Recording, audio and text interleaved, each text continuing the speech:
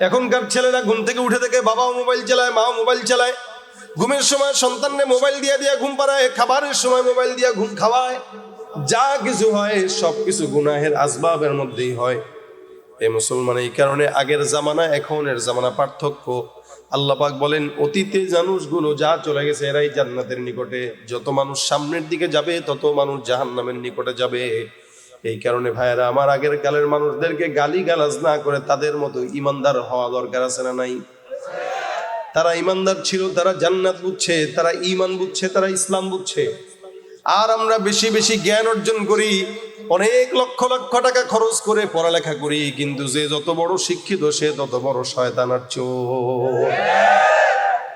আমাদের দেশের অধিকাংশ শয়তান, অধিকাংশ চোরগুলোর দেখবেন ডিগ্রি অনেক বড় বড়, ওখান থেকে পাস, ওখান থেকে পাস, বিশাল বড় বড় ডিগ্রি অর্জন করে সমাজের বড় বড় মাথা দখল করে নেয়। কিন্তু সমাজের বড় বড় মাথা দখল করলেও এরাই সমাজের বড় বড় চোর হয়। যত শিক্ষা বাড়ে তত শয়তানও বাড়ে। এক সময় মানুষের শিক্ষা ছিল কম, মানুষ ছিল, অমানুষ ছিল না। আর বর্তমানে শিক্ষা বেশি, সব অমানুষ আর গরু ছাগলের মতো, ঠিক কিনা? এই জন্য আমার আল্লাহ বলেন এদের হালত হইল লাহুম কুলুবুল লা ইয়াফকাহুনা বিহা ওয়া লাহুম আ'য়ুনুন লা ইবসিরুনা বিহা ওয়া লাহুম আযানুন লা ইয়াসমাউনা বিহা উলাইকা কাল আনআমি বাল হুম আদাল উলাইকা হুমুল গাফিলুন। এমন দল থাকবে যাদের অন্তর থাকবে তারা বুঝবে না। আল্লাহ পাক বলেন লাহুম কুলুবুল লা ইয়াফকাহুনা বিহা, তাদের কলব আছে তারা বুঝে না। ওয়া লাহুম আ'য়ুনুন লা ইবসিরুনা বিহা, চক্ষু আছে দেখে না, দেখে ঠিকই হারামের দিকে দেখে, আল্লাহর কোরআনের দিকে দেখে না। কান আছে শুনে না, শুনে ঠিকই গান শুনে, কান দিয়া খারাপ জিনিস শুনে, বকাবাদ্য শুনে, গালিগালাজ শুনে, কিন্তু আল্লাহর কোরআন শুনে না। দিল আছে বুঝে না, অর্থাৎ আল্লাহর দিন বুঝে না, নামাজ বুঝতে চায় না, ইসলাম বুঝতে চায় না, কোরআন বুঝতে চায় না, সুন্নাত বুঝতে চায় না, বাকি যত খারাপ খারাপ জিনিস আছে সব ঠিকই বুঝে। এদেরকে আল্লাহ পাক রব্বুল আলামিন বলেন লাহুম কুলুবুল লা ইয়াফকাহুনা বিহা, এদের অন্তর আছে এরা বুঝে না। ওয়ালাহুম আ'য়ুনুল লা ইবসিরুনা বিহা, চক্ষু আছে দেখে না। ওয়ালাহুম আযানুল লা ইয়াসমাউনা বিহা, কান আছে শুনে না। উলাইকা কাল আনআম, আল্লাহ পাক এদের পরিচয় দিয়া বলতেছেন এগুলা একটাও মানুষ নয়, এরা হলো হায়াওয়ান, শুয়োরের, জানোয়ারের মতো। কিসের মতো? কিসের মতো? হায়াওয়ান, জানোয়ারের মতো।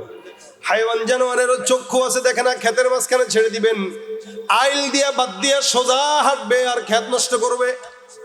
এদের চোখ আছে কিন্তু দেখে না, কানের সামনে 1000 বার যদি একটা কথা বলেন শুনাও শুনে না। আবার অন্তর আছে, বুঝারও চেষ্টা করে না। যে মানুষগুলার চোখ থাকতেও দেখে না, কান থাকতেও শোনে না, অন্তর থাকতেও বুঝে না, আল্লাহ পাক বলেন এগুলো সব গরু ছাগলের মতো। বলেন তো নামাজ ফরজ কি মানুষের জন্য না গরু ছাগলের জন্য? আমাদের সবার জন্য নামাজ ফরজ। এরপরেও কতগুলো মানুষ এখানে পাবেন যারা ফজর পড়ে নাই, আসর পড়ে নাই, মাগরিব পড়ে নাই, এশাও পড়ে নাই, কিন্তু মাহফিল শুনতেছে, ঠিক না? বয়ান ঠিকই শুনতেছে কিন্তু নামাজ পড়ে নাই। আল্লাহ বলেন নামাজটা ফরজ করলাম ইনসানের উপরে, মানুষের উপরে, অর্থাৎ মুসলমানের উপরে আমি আল্লাহ পাক নামাজ ফরজ করলাম। কিন্তু মানুষ হইছে, মুসলমান হইছে, নামাজ আদায় করে না। আমি আল্লাহ পাক মানুষের উপরে পর্দা ফরজ করলাম কিন্তু পর্দা করে না। আমি আল্লাহ পাক রব্বুল আলামিন দান সদকা দেওয়ার জন্য আদেশ করলাম, দান সদকা করে না।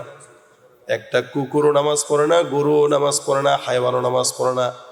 যেই ব্যক্তিটা মুসলমান হওয়ার পরে নামাজ পড়ে না, আবার কুকুর হওয়ার কারণে নামাজ পড়ে না, আল্লাহ বলেন এর ভিতরে কুকুরের মধ্যে কোনো পার্থক্য নাই, এগুলা সব গরু ছাগলের মতো। উলাইকা কাল আনআম, এগুলা হায়ওয়ানের মতো, জানোয়ারের মতো। বালহুম আদাল, বরং তার চাইতেও খারাপ। একটা মানুষ কুকুরের চাইতে খারাপ কেমনে হয়? একটা মানুষ হায়াওয়ানের চাইতে খারাপ কেমনে হয়? একটা মানুষ ইনসান হওয়ার পরেও সমস্ত ওই কি বলে জংলার পশু প্রাণীর মতো খারাপ কেমনে হয়? তার চাইতেও নিকৃষ্ট কিভাবে হয়?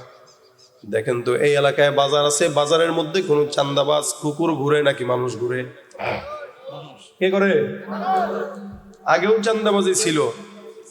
আমাদের বাংলাদেশের জনগণ মিছিল, মিটিং, আন্দোলন করে যারা চাঁদাবাজি করতে এই সমস্ত স্বৈরাচারীদেরকে বিদায় করছে, আলহামদুলিল্লাহ, ভালো। আচ্ছা বলেন এখনো আছে কিনা? একটু বেশি। কেন বেশি বললাম আমি? কারণ এখন হালত হয়ে গেছে এরকম, সব ক্ষুধার্তগুলো একসঙ্গে খাওয়ার জন্য রাখছে। সেদিন একজন বলতেছে, হুজুর ব্যবসা, বা বাইতুল মুকাররমের এক দোকানদার, হুজুর ব্যবসায় বরকত হয়েছে। আমি আলহামদুলিল্লাহ, ভালো তো, তাহলে তো ব্যবসায় বরকত হলে তো মাশাআল্লাহ মাঝে খাওয়াইবেন। বরকতটা কি শুনবেন না? কি কয়, আগে দিতাম 250 টাকা, এখন প্রত্যেক দিন চান্দা দিই 350 টাকা, এর বরকত হয়েছে। আগে দিত 250, এখন দেয় 350। এই জন্য আপনারা যে বলেন শান্তি দেশে আসবে, ও ভাই শান্তি অন্য কোনো দলে নেই ইসলাম ছাড়া। এটা আপনাকে মানতে হবে। কোরআন সুন্নাহ ছাড়া, শরীয়ত ছাড়া, হুকুমত ছাড়া, খেলাফত ছাড়া শান্তি দেশে আশা করা সম্ভব নয়, এটা লিখে রাখবেন। কারণ যে দলকে ক্ষমতার থেকে উঠাবেন, যে দলকে বসাবেন, এগুলো সবই একই পাখির দুই ডানা। কথা বলেন ঠিক কিনা? কেউ দিল না সবাই নিল, আমরা যে কলুর বলদ, সারা বছর নেয় না খবর, নির্বাচনে খুব দরদ। কেউ দিল না সবাই নিল, আমরা যে কলুর বলদ, সারা বছর নেয় না খবর, নির্বাচনে খুব দরদ। নির্বাচনের আগে নেতায় ধরে কত রকম বেশ, নির্বাচনের আগে নেতায় ধরে কত রকম বেশ। দেখতে দেখতে গোল্লায় গেল আমার সোনার বাংলাদেশ, একে একে শেষ করেছি সবার দেখা হইল শেষ। দেখতে দেখতে গোল্লায় গেল আমার সোনার বাংলাদেশ। যাদের হাতে যায় ক্ষমতা, দেশ যেন বাপের ভিটা, রাখতে চেয়ার শুরু করে বিদেশিদের পাচাটা। যাদের হাতে যায় ক্ষমতা, দেশ যেন বাপের ভিটা, রাখতে চেয়ার শুরু করে বিদেশিদের পাচাটা। বিদেশিদের কথা মতো চালায় ওরা নিজের দেশ, বিদেশিদের কথা মতো চালায় ওরা নিজের দেশ। দেখতে দেখতে গোল্লায় গেল আমার সোনার বাংলাদেশ, ঠিক কিনা? একে একে শেষ করেছি সবার দেখা হইল শেষ। দেখতে দেখতে গোল্লায় গেল আমার সোনার বাংলাদেশ, দেখতে দেখতে গোল্লায় গেল আমার সোনার বাংলাদেশ। তার মানে শান্তি আছে কোথায়? বলেন বলেন কোথায়? আমার আল্লাহ বলেন, বান্দা কুকুরকে আমি আল্লাহ পাক চান্দাবাজি বানাই নাই, শুয়োরকেও চান্দাবাজ বানাই নাই। এলাকার মধ্যে চান্দাবাজি, খুন, গুম, হত্যা, অবিচার যা কিছু আছে, এগুলো একটাও কুকুর করে না, মানুষ করে। আমার আল্লাহ পাক ডাক দিয়া বলেন, যেই কাজটা কুকুর করে না, শুয়োর করে না, হায়ওয়ান করে না, জানোয়ার করে না, ওই কাজটা তুমি মানুষ হয়ে করার কারণে তোমার দাম কুকুরের চাইতেও খারাপ। এ ভাইরা আমার, এই কারণে আল্লাহ পাক রব্বুল আলামিন বান্দাকে গুনাহ করার একটা দিল দিয়ে দিয়েছেন। ওই দিলটার ভিতরে গুনাহ মনে হয়, গুনাহ মজা লাগে, ইমানও মজা লাগে। এই জন্য ইমানকে বলা হয় আল ইমানু বাইনাল খাউফি ওয়ার রাজা। ইমানটা আশা এবং ভয়ের মাঝামাঝি একটা জায়গা। আশাও থাকে জান্নাতে যাব, ভয়ও লাগে জাহান্নামে যাব।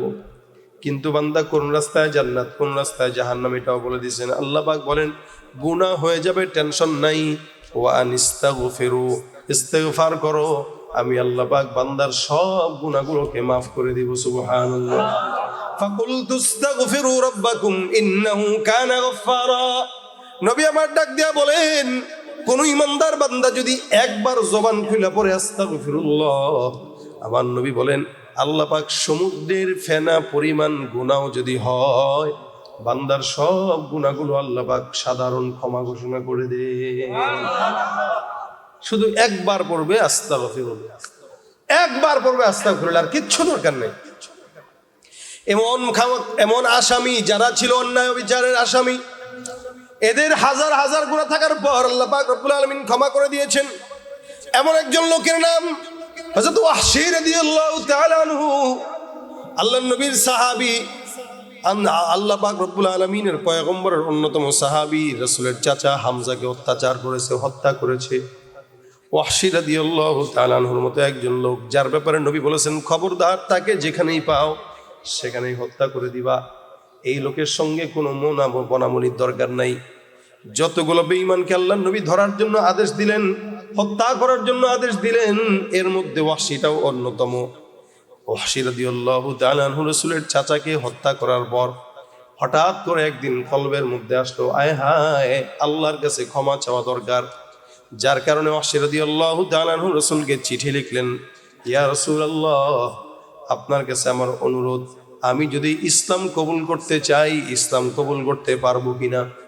নবী আমার ডাক দেয়া বলতেছেন, অবশ্যই তুমি ইসলাম কবুল করবা, ইসলাম কবুল করতে কোনো বাধা নাই। ওয়াসি ডাক দেয়া কয়, রাসূল, আল্লাহ পাক কোরআনের একটা আয়াতে, যে আয়াতের মধ্যে আল্লাহ পাক বর্ণনা করেছেন, ওই আয়াতটার মধ্যে আমি নিজের সমস্ত অন্যায়গুলো পাই। ওই আয়াতের কারণেই মুসলমান হওয়ার ইচ্ছা থাকলেও মুসলমান হতে পারি না। রাসূল বলেন, কোন আয়াত? ওই ওয়াহশী চিঠি লিখে পয়গম্বরকে জানায় দিয়েছেন, ওয়াল্লাযীনা লা ইয়াদউনা মা'আল্লাহি ইলাহান আখার ওয়া লা ইয়াকতুলুনা আন-নাফসা আল্লাতী হারামাল্লাহু ইল্লা বিল হক ওয়া লা ইয়াজনুন ওয়া মান ইয়াফআল যালিকা ইয়ালকা আসামা। ওয়াহশী ডাক দেয়া আল্লাহ পাক বলছেন, যারা অপরাধী, যারা পাপাচার, এরা আবার আল্লাহর সঙ্গে অন্য কাউরেও শরীক করে, আবার তারা জিনাও করে। এই তিনটা জিনিস আমার মধ্যে আছে। আমি হত্যা করেছি, আল্লাহর সঙ্গে শরীক করেছি, শুধু তাই নয়, জিনাও করেছি। নবী, এই আয়াতটা দেখার পর আমার ইসলাম কবুল করতে ভয় লাগে যদি আল্লাহ ক্ষমা না করেন। আমার পয়গম্বর ডাক দিয়ে বলে, টেনশনের কারণ নাই, তোবার যেহেতু নিয়ত করলা, যত গুনাহ হোক না কেন আল্লাহ পাক তোমাকে ক্ষমা করার ঘোষণা দিয়ে দিয়েছেন। আল ইসলামু ইয়ানহাদিমু মা কানা ক্বাবলা। ইসলাম এমন একটা জিনিস যেটা কবুল করার মাধ্যমে বান্দার অতীতের সব গুনাহগুলো আল্লাহ মাফ করে দেন। হযরত ওয়াহশী রাদিয়াল্লাহু তাআলা ইসলাম কবুল করবেন, মনে মনে নিয়ত করছেন। আমার আল্লাহ পাক আসমান থেকে নবীকে ওহীর মাধ্যমে জানায় দেয়, রাসূল, আমি আল্লাহ পাক রব্বুল আলামিন আয়াত নাজিল করে শুনাইলাম, আপনি আপনার সাহাবীকে শুনায় দেন, আপনার বন্ধুকে শুনায় দেন, যে লোকটা ইসলাম কবুল করার জন্য চেষ্টা করছে তাকে শুনায় দেন। আল্লাহ নবী ডাক দিয়া আল্লাহ পাক রব্বুল আলামিন ওয়াহশীকে মুসলমান বানানোর জন্য একটা আয়াত নাজিল করে দিলেন। কি আয়াত? আমার আল্লাহ পাক বলেন, ইল্লা মান তাবা ওয়া আমানা ওয়া আমিলা আমালান সলিহা ফাউলাইকা ইউবাদদিলুল্লাহু সাইয়্যাতিহিম হাসানাত। কোন ইমানদার বান্দা মুসলমান হওয়ার পর যদি নেক কাজ করে, আল্লাহ পাক বান্দার সমস্ত পিছনের গুনাহগুলোকে নেকের দ্বারা পরিবর্তন করে দিবে। এখন ওয়াহশী রাদিয়াল্লাহু তাআলা বলতেছেন, হুজুর, আল্লাহ পাক তো বলছেন ইল্লা, তবে, যে তবে যদি কেউ নেক কাজ করে, তবে যদি ঈমান আনার পরে নেক কাজ করে, আল্লাহ পাক তার সমস্ত গুনাহগুলোকে নেক দ্বারা পরিবর্তন করবেন। এখন আমি যদি নেক কাজ করতে না পারি, তাহলে আমার কি দশা হবে? আমার আল্লাহ পাক রব্বুল আলামিন আবার জানায় দেন, হে রাসূল, যে ব্যক্তিটা সন্দেহ পোষণ করতেছে তাকে আবার জানায় দেন, ইন্নাল্লাহা লা ইয়াগফিরু আন ইউশরাকা বিহি ওয়া ইয়াগফিরু মা দুনা যালিকা লিমান ইয়াশা। আল্লাহ পাক রব্বুল আলামিন শিরকের গুনাহ ক্ষমা করে না, এর বাহিরে যে যতই গুনাহ করুক না কেন, আমার আল্লাহ পাক রব্বুল আলামিন বান্দার সব গুনাহগুলোকে আল্লাহ পাক যাকে চায় তাকেই ক্ষমা করে দেয়। এই যে লেখছেন, যাকে চান তাকে ক্ষমা করেন, এতটুকু কথার জন্য হযরত ওয়াহশী রাদিয়াল্লাহু তাআলা রাসূলকে বলেন, হুজুর, আল্লাহ পাক তো বলতেছেন যাকে চান তাকে ক্ষমা করেন, ইনশাআল্লাহ শিরক তো করব না, মুসলমান হব, কিন্তু যাকে চান তাকে ক্ষমা করেন শব্দের দ্বারা কিন্তু আল্লাহ পাক কিছুটা উজ্জ্বল রাখছেন। তার মানে আমাকে যদি আল্লাহ পছন্দ না করেন, তাহলে আমাকে ক্ষমা করবে না, তখন আমার দশা হবে কি? মানে সে যে মুসলমান হবে, সাচ্চা মুসলমান যে হবে, এটা সে ভালো করে আগে বুঝে নিচ্ছে যে হওয়ার পরে আমার জন্য কোনো প্রতিবন্ধকতা না থাকে।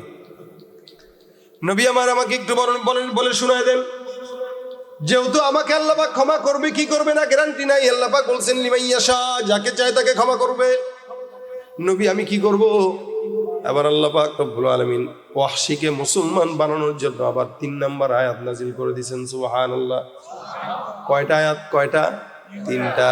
এমন একটা কাফের, যেই কাফের নবীর চাচাকে হত্যা করলো, এমন একটা কাফেরকে মুসলমান বানানোর জন্য আমার আল্লাহ পাক রব্বুল আলামিন একটা নয়, 2টা নয়, 3টা আয়াত নাজিল করলেন।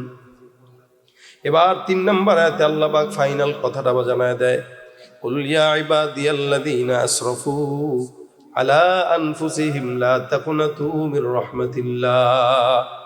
হে পয়গম্বর, আপনি সব উম্মতকে জানায় দেন, যারা তাদের অন্তরের উপরে যারা সন্তুষ্ট না, যেই ব্যক্তিটা তার গুনাহ নিয়ে পেরেশান, ওই ব্যক্তিকে জানায় দেন লা তাকুনাতু মির রাহমাতিল্লাহ, তোমরা এরকম বান্দারা আল্লাহর রহমত থেকে নিরাশ হয়ো না। মহাব্বত যখন আল্লাহ পাক রব্বুল আলামিন সৃষ্টি করেন, বানান মহাব্বত মানে প্যার, ভালোবাসা, মায়া।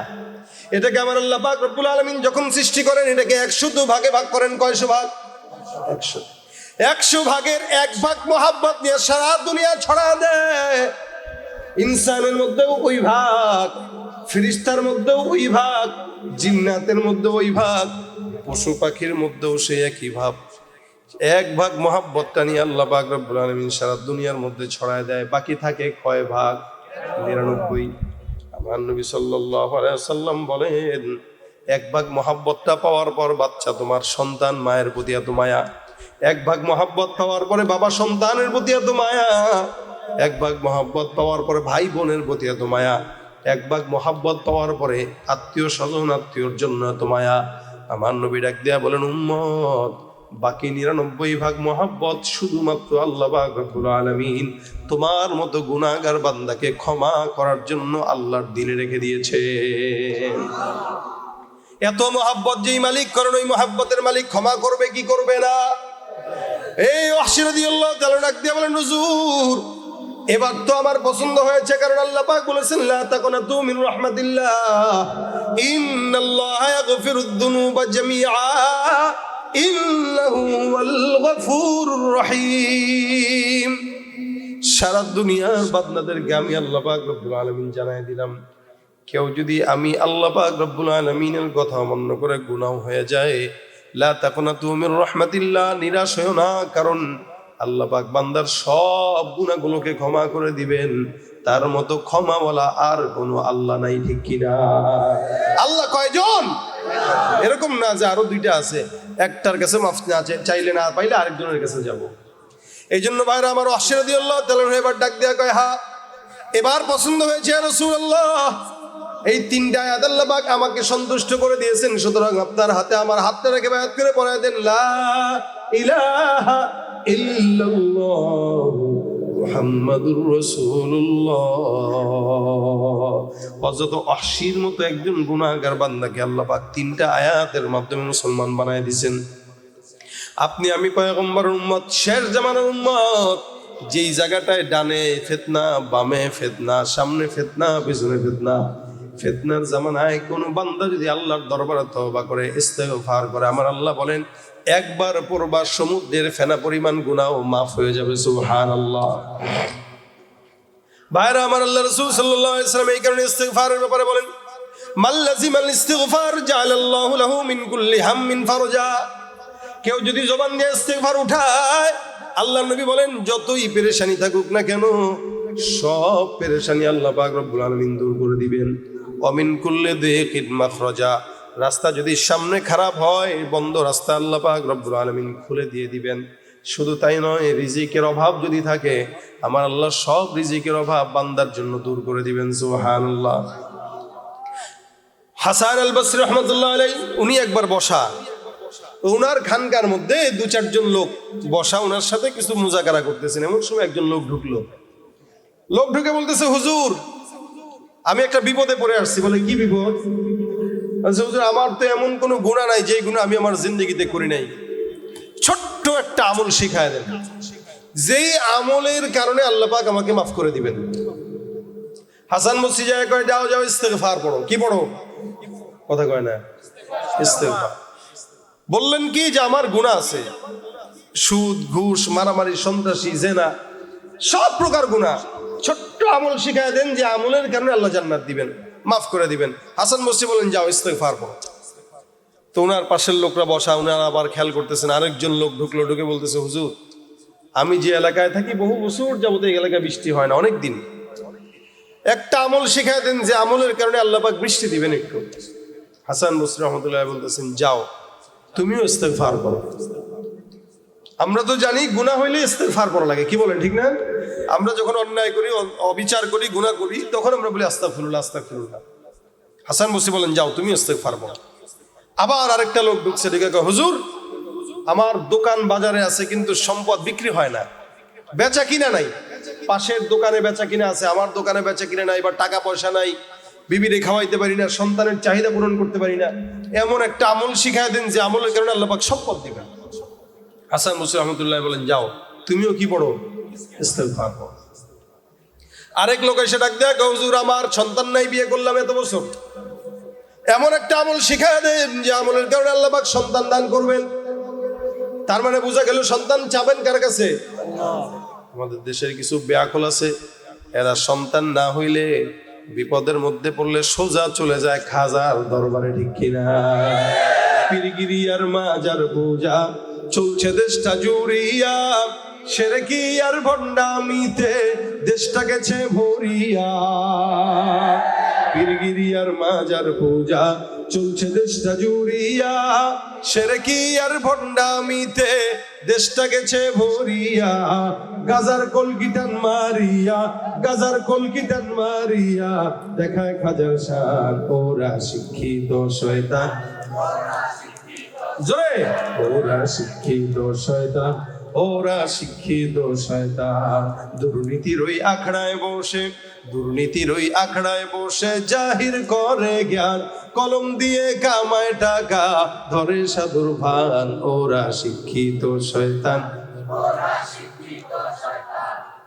শিক্ষিত শয়তান, ওরা শিক্ষিত শয়তান। যেখানে যাই ভেজালেতে ভরে গেছে দেশটায়, ব্যবসায়ীরাও রাতারাতি কালো টাকায় হাত রাঙায়। সবকিছুর দাম বাড়ছে না? আলুর দাম কত? আমরা ঢাকায় 85 থেকে 90 টাকা করে কিনি। সেদিন গত সপ্তাহে উত্তরবঙ্গে গেছি, ঠাকুরগা। তা জিজ্ঞাসা করলাম, ভাই আপনারা আলু বিক্রি করেন কত? আমরা বিক্রি করি 15 টাকা। কত? দেখেন, কষ্ট করে যারা, এদের পকেটে টাকা নেই। ধান্দাবাজদের পকেটে টাকার অভাব নেই। মুরগি ডিম পারে, টাকা লাগে না? ফ্রি। কথা কন, ফ্রি। টাকা নেয় না? টাকা দেন না? আচ্ছা ভাই, মুরগি যদি কথা বলতে পারতো, হাঁস যদি কথা বলতে পারতো, কষ্টের ঠেলায় বলতো, ভাই আমি পারি ফ্রি, তুই করস ধান্দা। আমরা তো ঢাকা শহরের মানুষ দেশি মুরগির ডিম পাই না। দোকানে কিনতে গেছে, সেদিন আমি আমার ড্রাইভারে পাঠাইলাম, দেশি মুরগির ডিম পাইলে কিনে নিয়ে আসো। অনেক ঘুরে ঘুরে এক দোকানে পাইছে, কয় এক দাম 130 টাকা হালি। কত? আমি কই তুমি কি ভুল শুনছো নাকি? ডজন 130 টাকা? হুজুর হালি 130 টাকা। আমি কয় কি রে? আচ্ছা একটুক একটা মুরগি, মুরগি দেশি মুরগির ডিম পারে তো ছোট না, একটা 1 টাকার কয়েনের চেয়ে একটু বড়, ওইটার দাম বলে এক পিস 30 টাকা 35 টাকা। দামটা বাড়াইলো কে? ধান্দাবাজ ব্যবসায়ী, ঠিক কিনা জায়গা? যেখানে যাই ভেজালেতে ভরে গেছে দেশটায়, ব্যবসায়ীরাও রাতারাতি কালো টাকায় হাত রাঙায়। ভেজাল থেকে বাঁচতে হলে, ভেজাল থেকে বাঁচতে হলে খোলা রাখো কান। ওরা শিক্ষিত শয়তান, ওরা শিক্ষিত শয়তান, ওরা শিক্ষিত শয়তান, ওরা শিক্ষিত শয়তান। শিক্ষাঙ্গনের দিকে বাইরে দেখো না চোখ মেলিয়া, ছাত্ররা সব বই ছাড়িয়া থাকে শুধু প্রেম লইয়া। অনেক অবিবাহিত পোলাপান আছে, এগুলোর কামই এটা, কি ঠিক না? শিক্ষাঙ্গনের দিকে বাইরে দেখো না চোখ মেলিয়া, ছাত্ররা সব বই ছাড়িয়া আছে শুধু প্রেম লইয়া। অস্ত্র সে তো সঙ্গের সাথী, অস্ত্র সে তো সঙ্গের সাথী হইতে মস্তান। ওরা শিক্ষিত শয়তান, ওরা ওরা শিক্ষিত শয়তান, ওরা শিক্ষিত শয়তান। আলেম নামেও কতক দেখো টাকার মোহে পড়িয়া, স্বার্থের পিছে দৌড়াইতেছে কোরআন হাদিস ছাড়িয়া। আবার জিহাদ ছেড়ে কেউ বা ধরছে, জিহাদ ছেড়ে কেউ বা ধরছে দরবেশেরই ভান। ওরা শিক্ষিত শয়তান, ওরা শিক্ষিত শয়তান, ওরা শিক্ষিত শয়তান, ওরা ওরা কি? ওরা কি? সন্তান কার কাছে যাবো? এর মাজারে নিয়ে গেছেন বাবার কাছে, বাবা গো আমার বাচ্চা বিবি সন্তান, এটা দেখেন ফটো দিয়ে দেন। বাবা গো সুমন্তা সু কালীকুত্তার মনে করেন দিয়া কইলো যে 1 মাস আমাদের খানকায় রাখা লাগবে। এতেকাফ, এতেকাফ বুঝেন না? 1 মাস এতেকাফে যদি বাবার দরবারে রাখেন, আর যদি সন্তান হয় বুঝবেন এটা আপনার না, আপনার বাপের সন্তান। সুতরাং এই সমস্ত ভণ্ডদের থেকে সাবধান, ঠিক কিনা জোরে বলেন? জুতার ফিতা ছিঁড়লেও যাবো কার কাছে? সাহাবা একরাম ছোট্ট থেকে ছোট্ট বিপদে পড়ছেন, আল্লাহর কাছে চাইতেন। আর আমরা বিপদে পড়লে আগে চাই মেম্বারের কাছে, পরে চাই চেয়ারম্যানের কাছে, পরে যাই এমপির কাছে, এরপরে যা আরো উপরে। অবশেষে যেখানেও হয় না তখন কয় আল্লাহ তুই ছাড়া আর কেউ নাই। অথচ শুরুতেই যদি আল্লাহর কাছে চেয়ে নিত এত দূরে ঘুরানো লাগতো না, আগে আল্লাহ পাক কাজের আঞ্জাম দিয়ে দিতেন। এজন্য আল্লাহ বলেন আনা ইনদা জন্নি আবদি বি, আমার বান্দা আমার প্রতি যতটুকু ধারণা রাখবে আমি ততটুকুই দেবো। কি বুঝেন নাই? আপনি ধারণা রাখছেন আল্লাহ আপনার একতলার বিল্ডিংই মালিক বানাবে, আপনি একতলার বিল্ডিং এর মালিকই হইবেন। আর আপনার ধারণা আছে না আমি 10 তলা বিল্ডিং বানাবো, আপনি 10 তলার মালিকই হবেন। আপনার ধারণা আপনার ইমান হইলো, আপনার দিল হইলো যে এই মনে হয় আজীবন রিক্সা চালাই খাওয়া লাগবে, তা আজীবন রিক্সা চালাই খাবেন। আর আপনার ধারণা না ইনশাল্লাহ একদিন হেলিকপ্টার চালাও খাওয়া লাগবে, তাহলে হেলিকপ্টারও চালাবেন। অর্থাৎ আমার কথা হলো এটা, আপনি আল্লাহর প্রতি যতটুকু নেক ধারণা রাখবেন আল্লাহ আপনাকে ততটুকুই দিবে, যতটুকু রাখবেন ততটুকুই দিবে। সুতরাং আল্লাহর ব্যাপারে ধারণা ভালো রাখা চাই না খারাপ, বড় রাখা চাই না ছোট, আল্লাহ আমাদেরকে সেই ধারণাই রাখাক। হাসান বসরি ডাক দেয় কয় সন্তান হয় না, যাও ইস্তিগফার পড়ো। কি পড়ো? আরেকজন এসে বলে হুজুর ফসল দিলাম, ফসল নষ্ট হয়ে যায়, ক্ষেতের মধ্যে মনে হয় পোকামাকড় পড়ে, মানুষের নজর লাগে, এমন কোন আমল শিখায় দেন। হুজুর কয় যাও যাও ইস্তিগফার পড়ো। পাশ থেকে 2-4টা কয় হুজুর বুঝলাম না, 5-6 জন আসলো, একই আমল দিলেন, আমল কি আর শিখেন নাই? হাসান বসরি রহমতুল্লাহ সবাই একই আমল, মানে গ্রাম দেশের কিছু ডাক্তার আছে নাপা এক্সট্রা ছাড়া কিছু বুঝে না। মাথা ব্যথা হইলেও নাপা এক্সট্রা, জ্বর আসলেও নাপা এক্সট্রা, পেট ব্যথা হইলেও নাপা এক্সট্রা। এই ওষুধটা হলে এরকম টাইপের, একটা খাবেন ওষুধ কিন্তু আশেপাশে সব কিছু আপনাকে সুন্দর করে দিবে। এটা হলো ইস্তেগফার। সুবহানাল্লাহ। হাসান বসরি ডাক দেয় কয় আমলটা আমি দেই নাই, দিয়েছেন আমার আল্লাহ। সুবহানাল্লাহ। হাসান বসরি বলেন আল্লাহ পাক কোরআনে বলেছেন ফাকুল তুস্তাগফিরু রাব্বাকুম ইন্নাহু কানা গফফারা ইউরসিলিস সামাআ আলাইকুম মিদরারা ওয়া ইমদিদুকুম বিআমওয়ালিন ওয়া বানিনা ওয়া ইয়াজআল লাকুম জান্নাতিন ওয়া ইয়াজআল লাকুম আনহারা। বান্দা যদি ইস্তিগফার পড়ে, গুনাহগার যদি হয়, আমার আল্লাহ পাক বান্দার সব গুনাহ মাফ করে দিবেন। সুবহানাল্লাহ। যেই বান্দা গুনাহ মাফের জন্য আসলো তাকে দিলাম ইস্তিগফার, তার মানে আল্লাহ পাক এই আয়াতের ভিত্তিতে তার গুনাহ মাফ করবে, এই কারণে তার ইস্তিগফারের জন্য বললাম। 2 নম্বরে কোনো বান্দা যদি, যেই বান্দাটা আল্লাহ পাক রব্বুল আলামিনের আসমান থেকে বৃষ্টি না আসার কারণে আল্লাহ ওই বান্দার কাছে আসছে, আমার আল্লাহ বলেন যদিও বৃষ্টি হয় না, আমি আল্লাহ পাক ঘোষণা করলাম ইউরসিলিস সামাআ আলাইকুম মিদরারা। ইস্তিগফার করো, বৃষ্টি যদিও না হয় আসমান থেকে বৃষ্টির ফায়সালা করবেন কে? 3 নম্বরে আল্লাহ পাক রব্বুল আলামিন বলেন ইমদিদুকুম বিআমওয়াল, যদি সম্পদ না থাকে, দোকানে যদি বেচা কিনা না থাকে, আল্লাহ পাক রব্বুল আলামিন বলে বান্দা টেনশনের কারণ নাই, ইস্তিগফার পড়ো, দোকানে বেচা কিনা হবে, আমি আল্লাহ রিজিকে বরকত দান করব। সন্তান যদি না হয়, বান্দা ইস্তিগফার পড়ো ইমদিদুকুম বিআমওয়ালি ওয়া বানিন, সন্তান যদি না হয় ইস্তিগফারের মাধ্যমে আসমান থেকে আল্লাহ পাক সন্তানের ফয়সালা করবে। শুধু তাই না, এভাবে যদি আপনার বিপদ আপদ থেকে যা কিছু বলেন প্রত্যেকটা ক্ষেত্রে যদি কেউ ইস্তিগফার বলে, রাসূল বলেন আল্লাহ সব কিছু দিবে। আল্লাহ পাক বলেন ইউমাত্তিউকুম মাতাআন হাসানান ইলা আজালিম মুসাম্মা, মৃত্যু পর্যন্ত বান্দার জন্য যা কিছু কল্যাণ দরকার সব কল্যাণ আমি দান করে দিব। সুবহানাল্লাহ কয় না? এই জন্য আমল কি? বলেন বলেন বলেন বলেন ইস্তিগফার। ভাইরা আমার, একটু ভিতরে আমার কমিটির কিছু ভাইরা, মাদ্রাসার ছাত্ররা রুমাল নিয়ে চলে যাবে। আজকের এই কালকের এবং আজকের কালকের 2 দিন ব্যাপী মাহফিলের খরচ প্রায় 6 লক্ষ টাকার কাছাকাছি। কারণ বাংলাদেশের মোটামুটি ভালো আলোচিত মানুষদেরকে উনি দাওয়াত দেওয়ার চেষ্টা করছে আমাদের মনির ভাই, সুতরাং খরচটা অনেক বেশি। ফাঁকতালে আমি আপনাদের কাছ থেকে এই জিনিসটা একটু চেয়ে নিচ্ছি, এরপরে ইনশাল্লাহ আপনাদেরকে শেষ কথায় যাব, গজলও একটা শোনাবো। একটু ভিতরে ভিতরে ছাত্র ভাইরা চলে যাবে, যার যতটুকু সামর্থ্য হয় ব্যাগ নিয়ে রুমাল নিয়ে চলে যাও, একটু মেহেরবানি করে বেশি বেশি করে দান করার চেষ্টা করেন। আর ফাঁকতালে আরেকটা ঘোষণা শুনে, এই যে আমরা গজল গাই, আপনাদের গজল পছন্দ, অনেকেই ফোন দেয় হুজুর আপনাদের গজলের বই থাকলে একটু নিয়ে আসেন। তাদের জন্য এই গজলের বইটা আমি এবার এই বই মেলায় এক প্রকাশনী আমার থেকে জোর করে নিয়ে এটা বের করে দিয়েছেন। তো সুতরাং যারা গজলের বই পছন্দ করেন, যারা গজল গাইতে চান কিন্তু আপনার এই গজলটা গাওয়ার সময় ভুলভাল গায়, আমার বাচ্চা গজল গায়, আপনাদের বাচ্চাও গজল গায়, তো যদি আপনার বাচ্চা গজল গায় ভুলভাল, যেমন আমি যে গজলগুলো গাইলাম এখানে অধিকাংশ গজল এই বইয়ে আছে।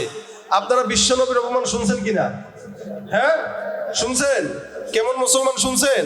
আমাদের বাচ্চারা এগুলা দেখে আর ভাত খায়, এগুলো শুনে আর ঘুমায়, এগুলো দেখে কান্না বন্ধ করে। অনেক মানুষ বলে হুজুর আপনাদের গজল শুনে বাচ্চা কান্না বন্ধ হয়, আপনার গজল শুনে বাচ্চা খানা খায়, আপনার গজল শুনে বাচ্চা এই করে। তাহলে এই বাচ্চাদের জন্য এই বইটা। সুতরাং এটা একটা ইসলামী বিপ্লব। যাদের বাচ্চাদের কণ্ঠ ভালো আপনারা আপনাদের সন্তানদেরকে আমাদের কাছে দিবেন ইনশাআল্লাহ। আমরা দায়িত্ব নিয়ে বাচ্চার পড়ালেখার খরচও দিব, বাচ্চার প্রতিভাকেও বিকশিত করার চেষ্টা করব। ইসলামী সঙ্গীত অপসংস্কৃতির বিরুদ্ধে দরকার আছে কিনা? আছে কিনা দরকার? সুতরাং আপনাদের সন্তানদেরকে ইসলামী বিপ্লবের রাস্তায় দিবেন। তবে হ্যাঁ, আমরা আমাদের বাচ্চাদেরকে পড়ালেখাও করাই, আবার এদিকেও আমরা কাজে লাগাই। তো সুতরাং আপনারা আপনাদের বাচ্চাদেরকে পড়ালেখার পাশাপাশি যদি ইসলামী সংস্কৃতির বিপ্লবে নামাইতে চান আমাদের সাথে থাকবেন ইনশাআল্লাহ। যারা যাচ্ছে মাহফিলের জন্য যতটুকু সামর্থ্য হয় ততটুকু দান করেন, যতটুকু সামর্থ্য হয় ততটুকু দান করেন, বেশি বেশি দেওয়ার চেষ্টা করেন। প্রোগ্রাম এটা আলহামদুলিল্লাহ যথেষ্ট বড় করার চেষ্টা করেছেন এবং ভালো প্রোগ্রাম করার আয়োজন করার চেষ্টা করেছেন। এত সুন্দর সাজানো গোছানো একটা প্রোগ্রাম, আপনার যদি 2-4 টাকার কারণে প্রোগ্রামটা একটু সুন্দর হয়, এটা আপনিও একটু সওয়াবের কিছু ভাগিদার হইলেন। তা আল্লাহ পাক যেন আমাদের সকলকে আজকের এই প্রোগ্রামটাকে নাজাতের উসিলা বানায় দেয়।